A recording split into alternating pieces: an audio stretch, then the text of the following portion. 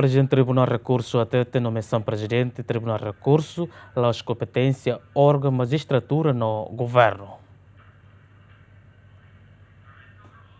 Presidente Tribunal Recurso hateten proposta nomeação Presidente Tribunal Recurso ne laos mai husi Conselho Magistratura no governo mai be competência máximo Presidente República nien baseia ba Constituição RTL artigo val número 5.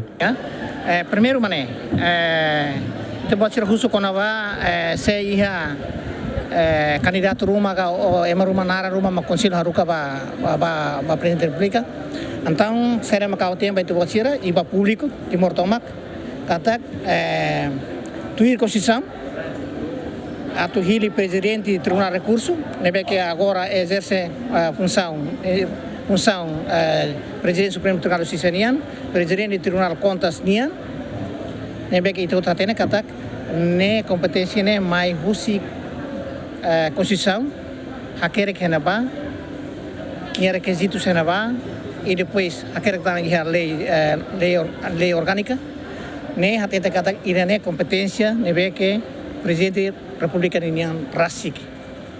lá precisa atu iha proposta rumah ou se conselho ka ou se governo ka ou se parlamento ka não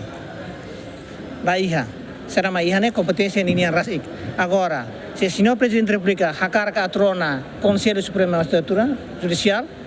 ou atrona governo ou atrona parlamento atrona sociedade civil nem por boa vontade nian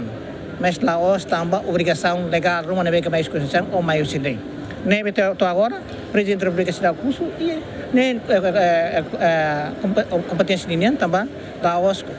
bot nebe que lei obriga ni atrona ou Antes nemos Presidente República hateten nia hiliona figura na rua atu lidera Tribunal Recurso no Procurador-Geral da República mai be sidak bele fosai naran ba público. G. Mendes, Jacinto Fuca, GMN.